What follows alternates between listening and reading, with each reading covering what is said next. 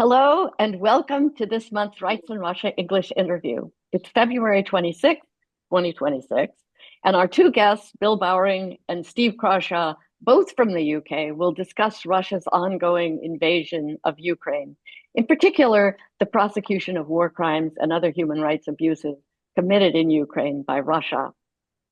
Emeritus Professor Bill Bowring is an academic and practicing barrister who has taught human rights and international law, including international criminal justice, at Birkbeck College, University of London.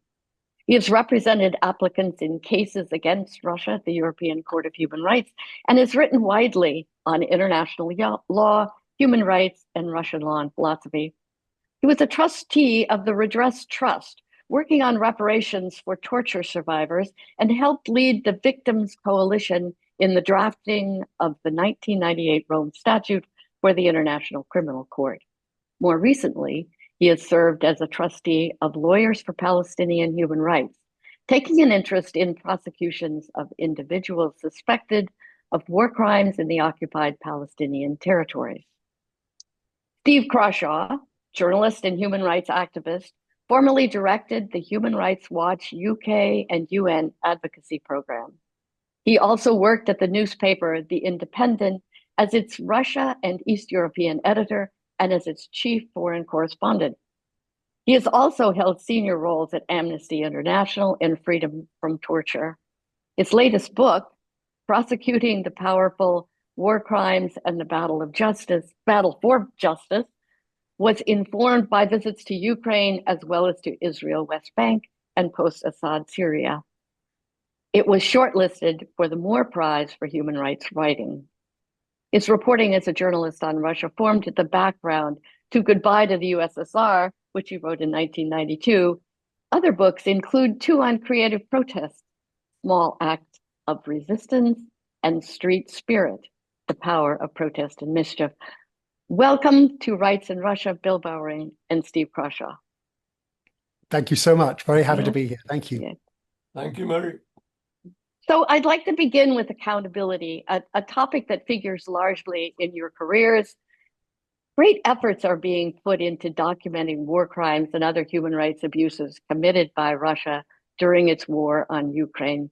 Could you say something about who is doing this work and what are the chances for prosecuting Russian actors? And I'll turn first to Steve, and then Bill, you can come in when Steve is finished. Thank you. Sure. So thanks for organizing this conversation and the work that you do. Yeah, it's a big and I think a crucial question. It's often understandable that the day-to-day nature of the conflict means that most of the focus often goes there, but actually the possibilities of accountability are incredibly important and have been very much front and foremost for the Ukrainians themselves, but also for others since the very beginning, especially of the full-scale invasion 4 years ago. So I guess it divides into two or three things really: what the Ukrainians themselves are doing, and what can be done internationally in other forums, and then what, for example, the International Criminal Court can do. Let's start with the simplest and perhaps the best known, not the simplest, but the best known, is the International Criminal Court, which became very actively engaged immediately with the invasion. The Chief Prosecutor Karim Khan arrived in Bucha and said Ukraine itself is a crime scene, and that's been a really important case. And we've seen arrest warrants issued for Vladimir Putin and for a number of others, not just his children's commissioner, but a couple of others in the year following that. So all of that is happening. But of course, as is always regularly pointed out, they can't actually send out, an arresting unit to go and get the Russian president or indeed his colleagues. So that's there as an important signal. And it does mean that Putin, his travel plans are restricted in many different ways and so on and so forth, but it's just there. The second thing, universal jurisdiction, it's called, which is where you can get arrested abroad in a different country for crimes that you have committed. And I think this is something where we may well see more developments in the next few years, especially if a Russian who is perhaps accused of war crimes doesn't know that there's interest in them elsewhere. That's especially in European countries, but not only Latin American countries, for example. So that's the second one. But in a sense, everything really revolves around Ukraine itself. And there, as you mentioned during the book that I wrote, Prosecuting the Powerful, I traveled 4 times to Ukraine during the writing of that book. I was incredibly impressed by the energy and determination of the Ukrainians to ensure that there will be accountability, that somehow this impunity must end, and it may well not be immediate. As one person said, this will live with me, this will be my work till the end of my life. She said, in a sense, I hope it's not true, but it's certainly something for the long term. So there you have a number of civil society organizations, ZMINA, Truth Hounds, the Center for Civil Liberties, and others, who are all in enormous energy, but also risking their lives. Some of them have lost their lives in documenting these issues. And they, in turn, they work with the state prosecutors in Ukraine, who've managed to get some of the very small fry have been prosecuted. And as importantly, those Ukrainian organizations are working with international organizations and supplying them that way. So we've got all of these things going on at the same time. And I certainly think it's very important, but I absolutely believe that not today, not tomorrow, not next week or next month, but that in the years to come, we must see some kind of accountability for the crimes committed. I certainly hope so. Could I just ask about provenance? So all of this evidence that's being collected by civil society organizations and others, I mean, how can that evidence maintain its legitimacy over a number of years? Well, I guess evidence is evidence. Same as if we're talking, domestic case prosecuting rape or murder, and the police, if they're doing their job, even if they don't manage to solve that crime, they will keep the key bits of evidence. And as we all know, sometimes it may be for the most serious crimes, domestic crimes, decades later that they will come back and say, aha, we have a match for that. We know that this, and then you have a prosecution much later. In some respects, the same is true of international criminal law. The crimes that were committed were the crimes, and there's not really going to be any statute of limitation on those because they are very serious crimes.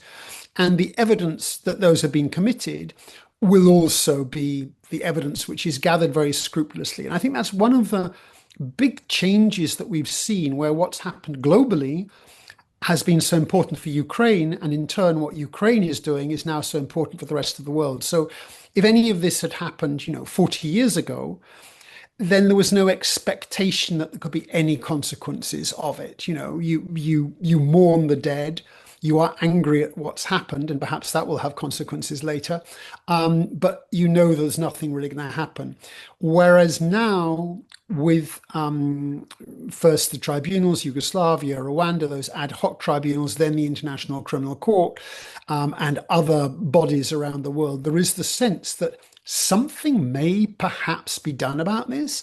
And the rules, all of those organizations that I mentioned, but there are many others as well, are very conscious of the Rome Statute of the International Criminal Court. They are talking to lawyers constantly. So they may not even be lawyers themselves, but they are very carefully trained in order to think what will be most useful in a courtroom, either in a year's time or potentially in 10 years' time. The rules on that would be the same. I forgot to mention, apologies, one other element for the potential accountability is, of course, the Crime of Aggression Tribunal, which the Ukrainian government especially has been pressing for from the very start. And it was interesting talking to the Ukrainians who are most involved with that, from the Ukrainian government, but also civil society, but Ukrainian government who said, well, we were mocked when we first put this forward. But gradually they pressed and pressed and pressed, and there has now been an agreement on the creation of that tribunal, although its actual work has not yet begun, but it's much further forward than it was, say, 12 months ago. So all of those different elements, and they're kind of all interlocking. Some would say they sometimes contradict, but I would say they more interlock together. Mm-hmm. Thank you. Bill. So, I mean, thank you, Steve, for that very comprehensive lecture and introduction.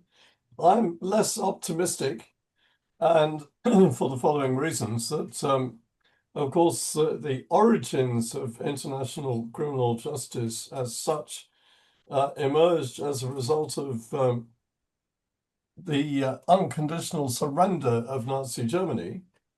And of course, the issue then being whether, as Churchill wanted to shoot the Nazi leaders, or as the Soviets insisted to have a trial. And of course, we had a trial. And Philippe Sands has written an excellent book on how genocide and crimes against humanity also came out of the Second World War. And of course, Steve has mentioned the tribunal set up by the Security Council of the United Nations in relation to former Yugoslavia and Rwanda. But in both those cases, of course, there was the surrender of Serbia. And in my opinion, the great mistake of trying Milosevic in The Hague rather than in Belgrade, where he committed a huge number of crimes. And of course, in that trial, he died, as did the judge, and it ended up with, you know, I mean, he ran rings around the courts, I have to say. So where are we today? Well, starting off with the nature of the conflict, Russia's full-scale invasion. I'm just reading this morning that Russian casualties in 4 years of this invasion of Ukraine are greater than 10 years of Afghanistan. You know, so if people ask me, I say Russia has definitively lost this war. They've lost because after more than 4 years now, they're gaining an inch at a time, if they're gaining, at massive cost of actually not white kids from European Russia, but North Koreans, prisoners, and unfortunate kids from the ethnic republics of Russia. So Russia has lost. Does that mean that Ukraine has won? No, it doesn't. Ukrainians are still fighting every day at a huge cost to themselves. Does it mean that Putin is going to surrender? Of course he's not. I mean, if Putin goes one step backwards in what he says, that's the end of him. You know, and he has literally started a war which he cannot finish. With the International Criminal Court, what was in my introduction, but you didn't want to say that. The work I did on the statute of Rome Statute of the ICC was with Fiona McKay. And Fiona McKay drafted the victims' provisions in the Rome Statute, and then for 11 years she headed up the victims unit.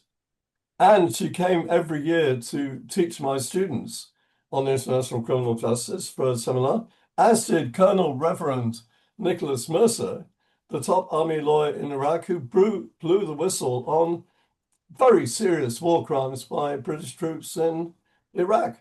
And of course, the lawyer who took many of those cases to the British courts, Phil Steiner, was then destroyed, despite the fact that he'd taken many successful cases on behalf of Iraqi victims. So, I mean, as far as the International Criminal Court is concerned, that's a heroic endeavor. But the United States has been totally opposed to it.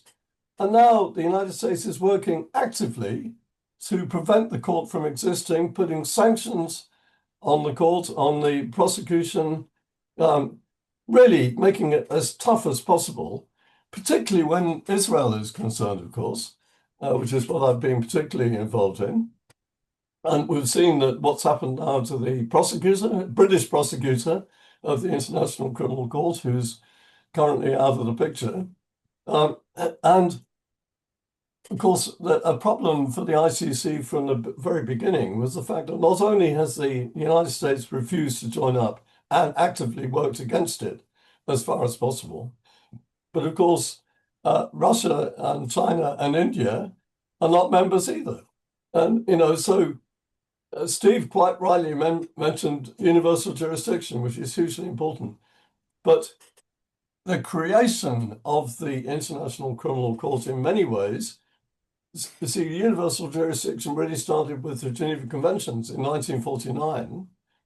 And the question was, over the years, how many people were actually prosecuted under universal jurisdiction?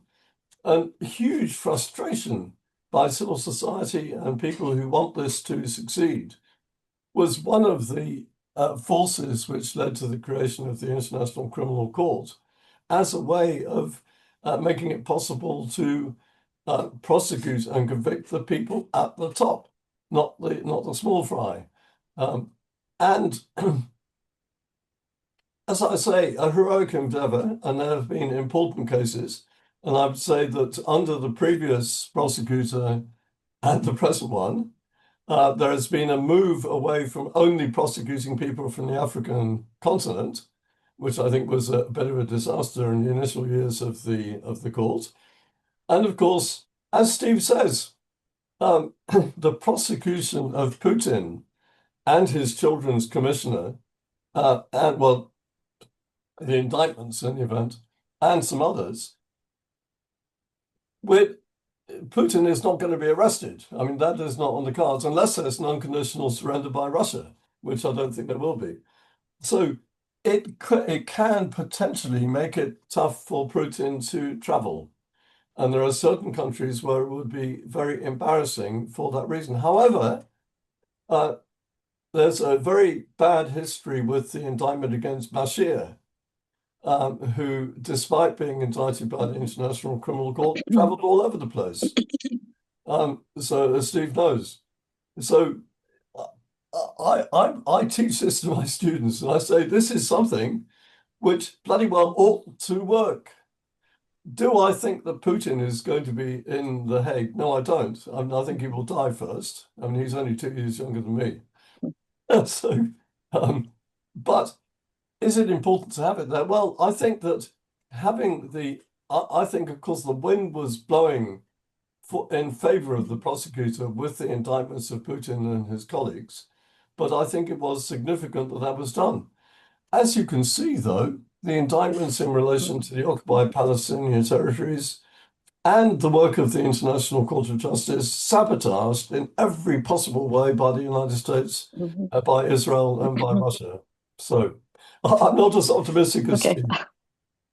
Can I know there's lots of other themes you want to get to, Mary. Can I respond briefly to a couple of those points? Sure.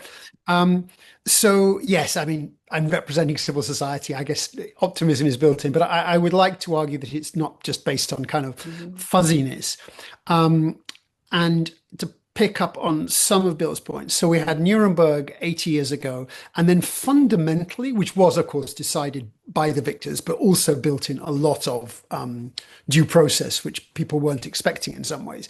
So that was a foundation which was then ignored for 50 years. And then 50 years later, and not by chance this really, a lot of it was happening as the Berlin Wall was coming down. In other words, things were opening up in many different ways. People began to believe again in the possibilities of justice. And to go back to some of the Balkan stuff that Bill mentioned, which I covered a lot as a journalist, I met Slobodan Milosevic at that time, and this is 1992. He was convinced he would never be arrested, never be in a tribunal. And I actually asked him that directly. And only quote unquote, only 9 years after that conversation, he ended up in the tribunal in The Hague. And why was he there? Because his own government had sent him there. So he wasn't pulled out in the kind of direct Nuremberg sense, but his own democratically, the new government, after he had been overthrown by his own people. Similarly, we saw in the past year and happening right now in The Hague at the International Criminal Court, the Philippines president, Rodrigo Duterte, who he was trotting around Hong Kong in the spring of last year saying, ha, ha, ha, come and get me if you like, to the International Criminal Court, which had issued an arrest warrant for him. And after boasting and mocking in Hong Kong, he flies back home to Manila and is literally arrested at the airport and delivered. Now, what happens in Russia is still unclear, but for all of the reasons that Bill rightly described, that the end of this war, whenever it comes, is not going to be pleasant for Ukraine. It's going to be very, very tough for Ukraine and therefore, in a sense, for Zelensky himself also. But it is also not going to be looking good for Russia for some of the reasons that Bill described. If you stand back, how much have they gained in the past 4 years? How much cost is huge.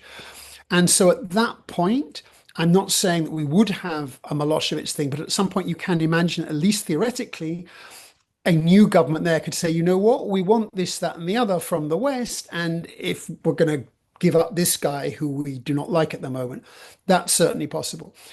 I think, to go to the other key point that Bill was making, I think that one of the huge challenges, and this is both an American challenge, but in a sense, people in America have less power to change this because the president who's in the White House is the person who's there. But I think that in Europe, and elsewhere, it is incredibly important that we should see a proper defense of the International Criminal Court, because as Bill has laid out, we are seeing an astonishing assault.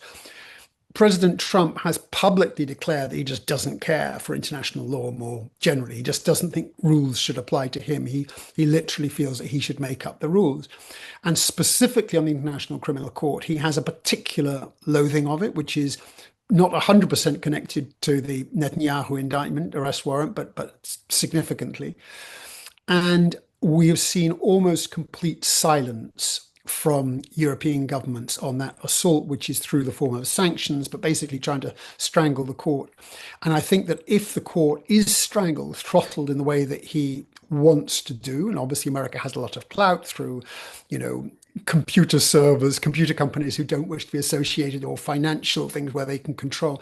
A lot goes through America. And so Europe really needs to push back in the way that European leaders have on Ukraine. They have, of course, on Greenland. There are issues where they found their voice, but on the ICC, they have not. So I would see that as the biggest threat. As regards actual arrests, the answer is we never know, just like Rodrigo Duterte never knew. And Milosevic, till the end, probably didn't think it was going to happen, but it eventually did. And with Netanyahu as well, who knows what will happen there. But I think that's to do with the society and how it changes. But in the meantime, the survival of the court actually does depend. If there can be pressure within the United States, that's fantastic. But certainly in European capitals, we need to hear much noisier protest, both from citizens, but above all from political leaders than we have done. I would regard that as the key point, really. I agree with 99% of what Steve says, of course, I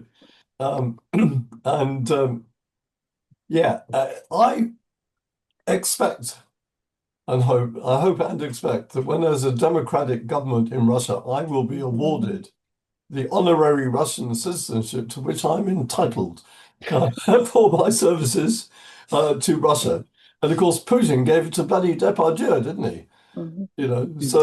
Indeed, so.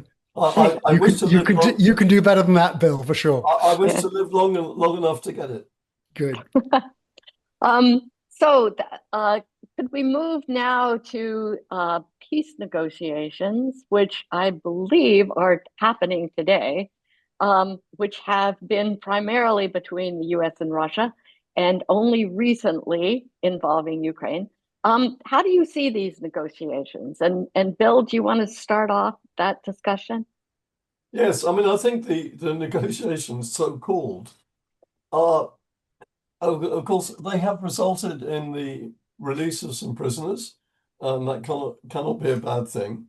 And I think the voice of Ukraine is now heard in a way which perhaps it wasn't before. But of course, Trump believes that Russia is winning, which is what he's told by Putin. And Trump has very little information which is in any way valid or which could be relied upon. So I think, of course, Zelensky is doing the absolute best he can. But of course, in circumstances where he would not be permitted to give up Ukrainian territory, and particularly Ukrainian territory which they are defending, I think, magnificently. And I don't think it's sufficiently reported in our media how hard Ukraine is hitting Russia. And I get a variety of channels actually on the internet every day. Refineries are being hit, factories are being hit. my unfortunate parents-in-law who are stuck in the Moscow suburbs. There's no petrol and there's nothing in the shops. It's a completely false impression. We can no longer send them clothes or money, which we used to do. And these are among the millions and millions of people who hate and despise the regime. But if you call what is going on a war, you go to prison for 15 years.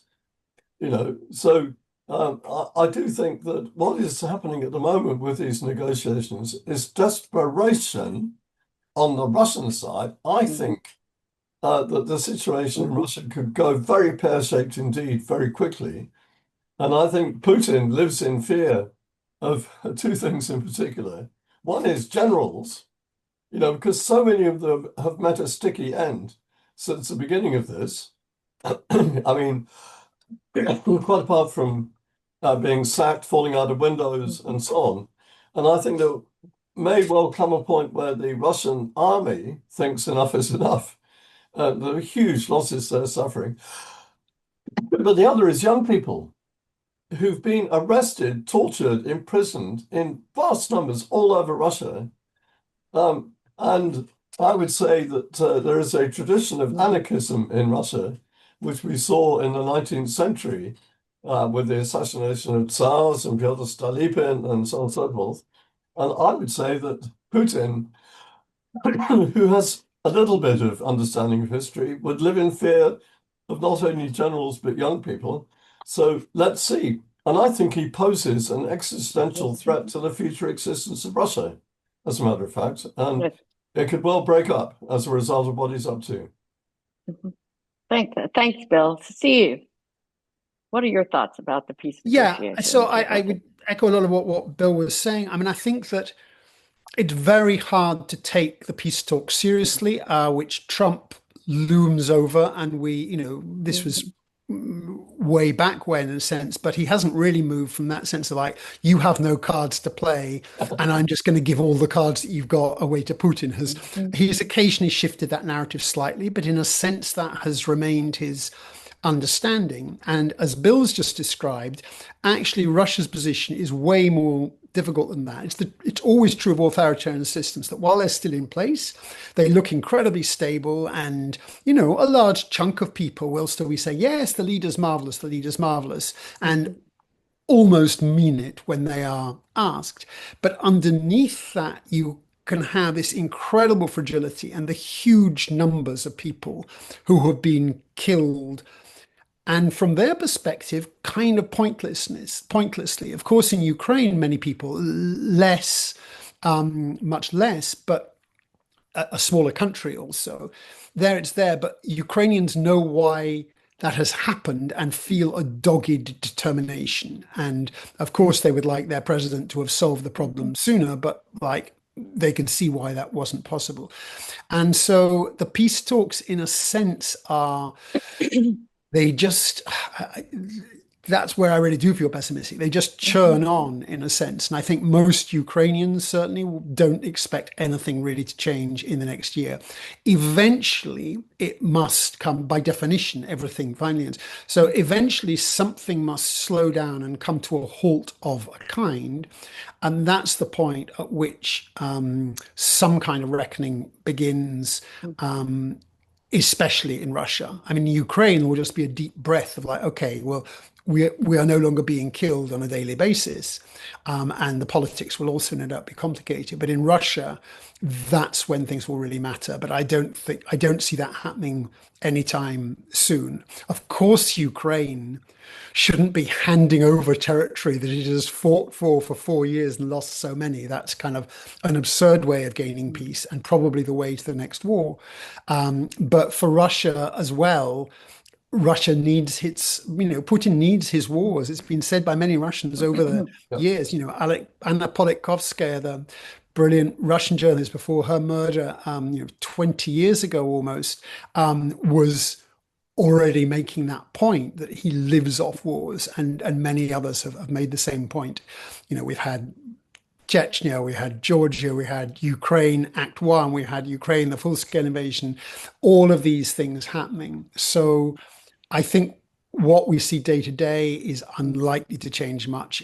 I get why journalists have to write about it and have to make headlines out of it, but this doesn't seem to be where things are really changing, and that will need to be within Russia itself and that Russian society. And of course, the real pressures, not taking the attitude, which I'm glad that other European leaders don't, that quote unquote Putin holds all the cards, when frankly only a fool could actually think that was really the case. Mm-hmm. Bill. I mean, if I might add to that, in Putin's head, as far as we can understand what's in his head, and it's a bit easier than with Trump, I would say. Of course, Putin made it very clear from the outset in 2022, in his speech, and in the big article he wrote earlier on in that year, that this is not a war against NATO. This is not even a war against Ukraine as such. In Putin's head, Ukraine does not exist. And in Putin's head, this is a war against Vladimir Lenin, who Putin says was a German agent who, for money, created the Soviet Union on a federative basis with the right of the Federation members to secede, one of which was Ukraine. And Ukraine and Belarus were founder members of the United Nations with seats on the Security Council. Now, for Putin, this is anathema.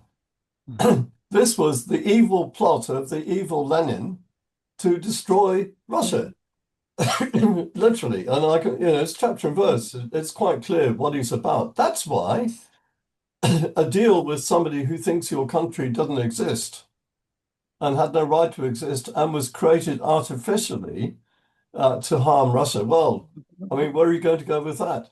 And of course, Trump has not the least clue about any of this, does he? I mean, he sees the potential for making a lot of money for himself and his family from resources in Russia and resources in Ukraine. And I think that is, if you find a thread through Trump's thoughts, I think Greenland is the same.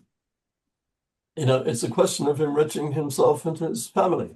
So that is why these negotiations are, they're taking place in fantasy land at the same time as Steve rightly says, people are dying in large numbers every day because of this nonsense.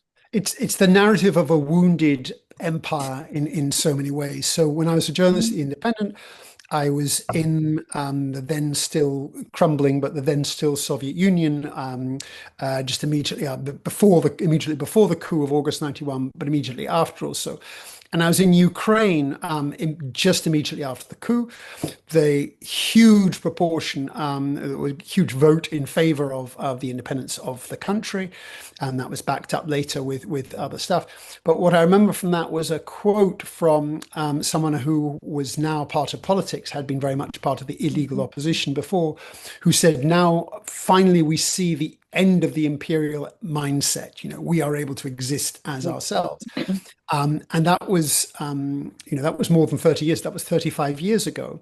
But in the meantime, as Bill mentions, actually that is not true of all. To some extent, it was true at that time. I'm one of those who believe that if Putin had not come along, this was not the only destiny for Russia. It wasn't destiny always to go back into complete darkness.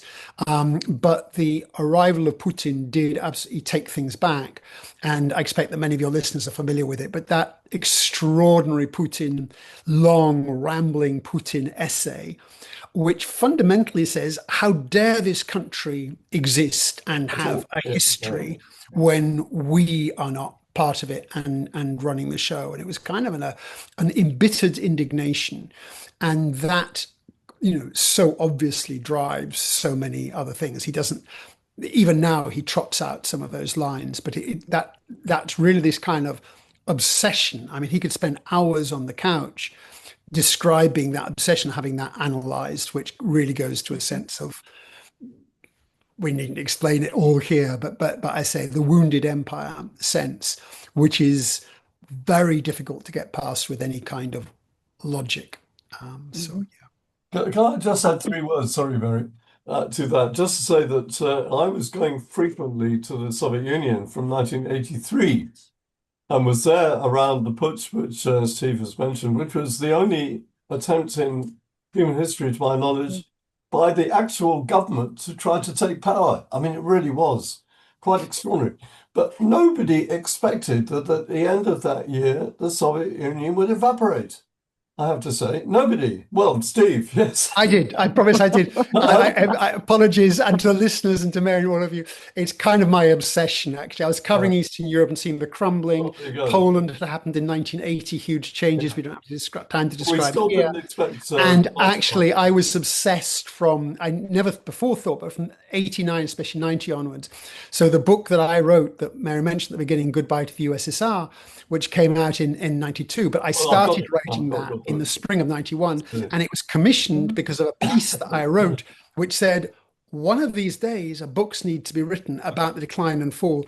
And it was about how it couldn't be stopped. And Bill, you know an amazing amount of Russia and about Russia, and it's interesting. But the politicians certainly who didn't could not imagine a world in which these powerful structures no longer existed. But no, I didn't think of it as a prediction. I just thought it was an absolute racing certainty. And that was based on the Baltic states, which were really important, and who by that stage had completely reached the conclusion that the game is utterly over. And once you've really reached that conclusion, it almost becomes a self-fulfilling prophecy.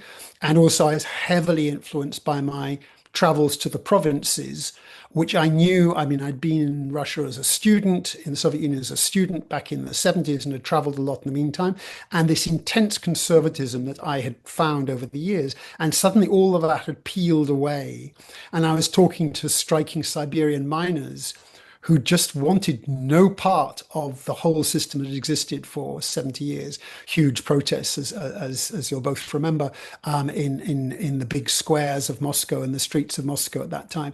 So apologies for that riff, but actually it was, and I, in my paperback edition, I had to include some of the proposal to say this is not hindsight. It was really in the proposal. I said, why do governments not see what is about to happen? It will be so important. And I do think, for me, the real learning point of that was believing that what happens from below can be as important as what happens from the top. And I think that politicians nearly always think only of what's happening at the top, which is why they quite fail to see the Berlin Wall was about to come down, which again, I promise that hindsight is not needed to say was about to come down. I literally wrote those words. And that was because of a sense of where civil society was, and above all, how that had changed. So apologies for that pushback, but it's too often said, and it's not true. Great book, Steve. Thank you. And this is a great segue, because my next question has to do with the role and effectiveness of civil society organizations in today's climate. I mean, on the international level, human rights NGOs such as Amnesty or Human Rights Watch, and the more local groups. I think you mentioned Zemina Human Rights Center, or the Crimean Human Rights Group in Ukraine. Are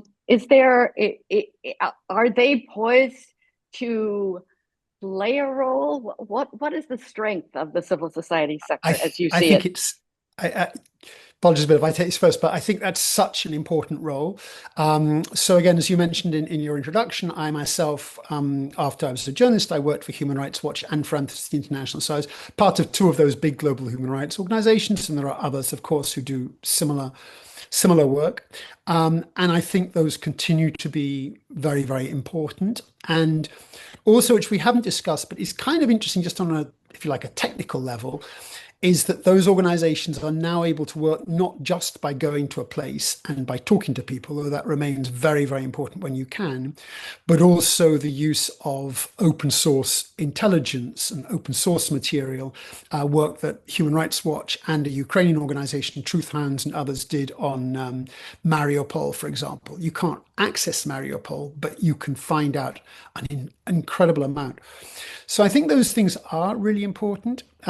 Bill mentioned earlier that Philippe Sands' great book, East-West Street, which looks at Raphael Lemkin, who created the word genocide, and Hersch Lauterpacht on crimes against humanity. When Raphael Lemkin was fighting not just for the word, which was used at Nuremberg a bit, but above all the Convention Against Genocide in 1948. He managed against all the odds. He was basically alone when he was doing it. There were no human rights organizations. So there was this guy, he called himself the Pest Lemkin. He went around knocking on doors, talking to people, badgering people in the corridors at the UN. And he did, an astonishing historical achievement that he created there. In the meantime, we've had these big global organizations, important regional organizations also. But going back, and in a sense, it goes back also to what Bill was talking about, justice and things happening locally and how it'd be better if trials were happening locally.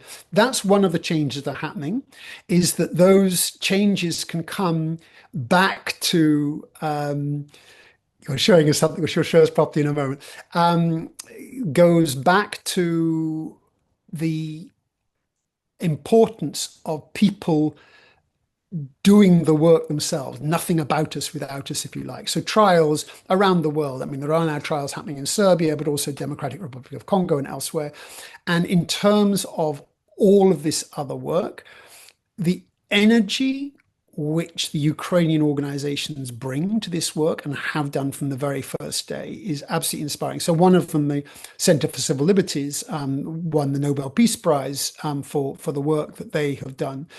But in a sense, I think both the center and others see that almost as a collective prize to Ukrainian civil society. I think the center does brilliant work under the leadership of Alexandra Matvichuk, who is an astonishing, brilliant voice for Ukraine worldwide. But these other organizations, in ways that we have never seen before.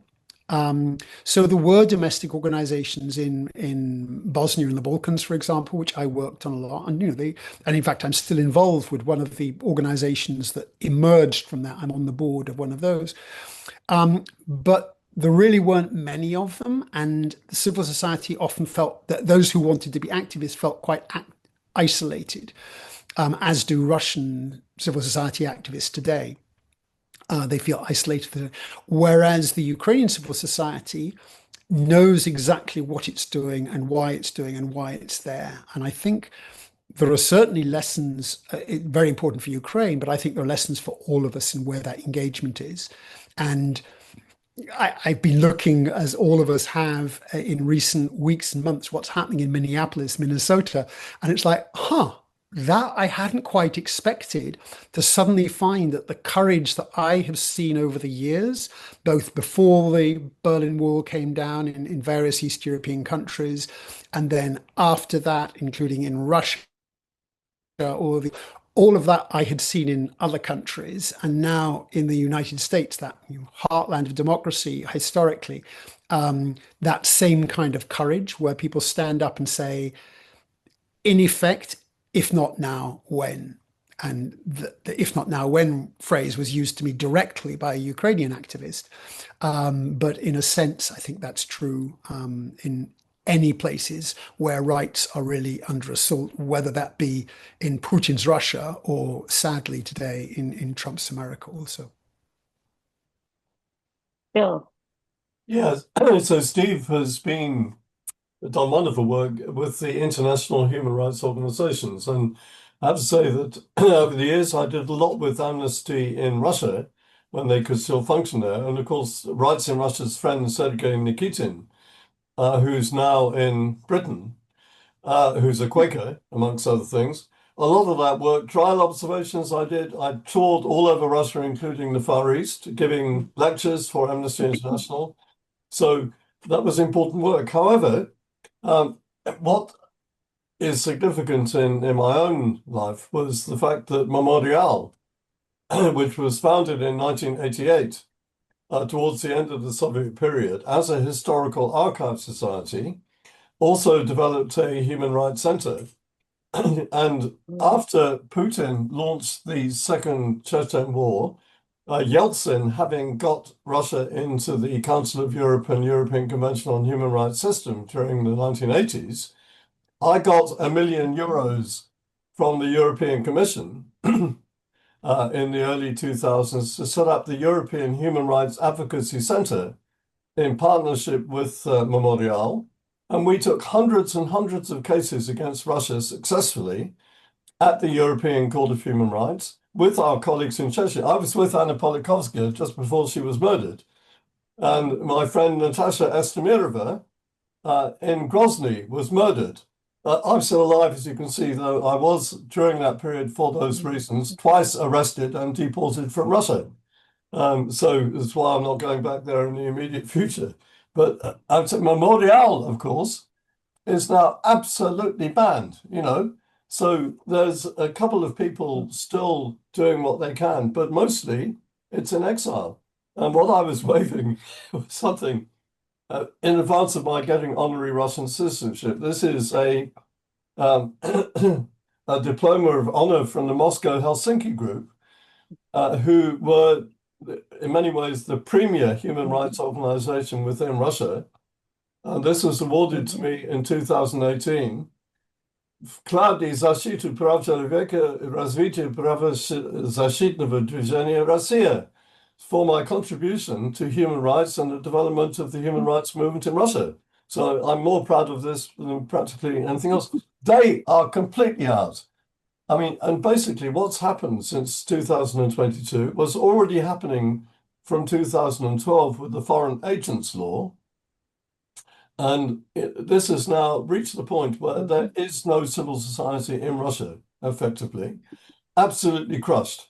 And there's no information in Russia, absolutely crushed and wiped out. There are very courageous individuals, but there's no longer. Well, I'm in touch. No I'm in touch with the number. I think the courage of the individuals is even more remarkable in those circumstances. Right. So I'm on the supervisory board of the Free University, which is 96 academics, nearly 100, who are all in exile. And these are top scholars from all, and they're now in various European countries in better or worse circumstances, but offering more than 80 courses online. Now, the Russian opposition stinks, in my opinion. The Russian opposition in exile. Don't ask me about them. But I do think that within Russia, and just, you know, from a very small example of my parents-in-law and their circle of friends, and they have to be so careful what they say. But anyone who thinks that Russia is 100% behind Putin, absolutely not the case. And it is a regime of fear. So what I'm saying is that over the years, I did a huge amount of work with civil society in Russia, including getting arrested and deported, as I say. But, and there's still, you know, as Steve says, the people we know about, a huge number of people we don't know about, all the young people I mentioned, by the way, hundreds of, you know, thousands of them. And then when you saw how people turned out at huge risk to themselves when Navalny was murdered, by the way, and, you know, so I will not predict what happens tomorrow in Russia. I would be an idiot to do so. But I think there will be big surprises, particularly, as Steve says, coming from below. Okay, great. We're running out of time, but I thought as a concluding thoughts, maybe you could each briefly give your prognosis of kind of human rights more generally. It's clear in Russia it's under threat. In many other places, including the U.S., it's under threat. Do you see a decline in the human rights movement? What's your prognosis for human rights in this coming century? Bill, do you want to start? And then Steve, I'll let you have the last word. Okay. So I don't think human rights is a religion, by the way, but I've never taken it, understood it that way. I think it's a historical phenomenon, which started, of course, with the French Revolution and the American War of Independence, and of course has become institutionalized in the ways that both Steve and I have been talking about. And so I'm a lawyer, you know, and I'm an academic and a practicing lawyer. So my attitude is, well, there's a mechanism which I can use. Now, is it emancipatory? Well, I don't think law is ever emancipatory, by the way, but I do think lawyers can do useful things. So when I was representing all these hundreds of Chechens, did I think that that would set the Chechens free? No. Why was I doing it? Because what my clients wanted was the truth of what had happened to them from a body which at that time Russia still recognized as a court higher than its own courts, according to the constitution as well. Right. And so the Chechen clients whose children were killed, they're not going to get their children back, and they weren't interested in money, but they did want the truth of the circumstances in which Right. children had been killed. So I would say that now we have these huge organizations, I mean, Amnesty, Human Rights Watch, Human Rights First, and so on and so forth. And we have these regional courts and mechanisms, which are still there despite the best efforts of the United States. Should we use them to the best of our ability? Of course we should. So, Great. yeah, that's I could note. Yes. Steve. Yes, so I guess the thing I would most confidently say is we are at a crossroads. In other words, this is an unbelievably important moment.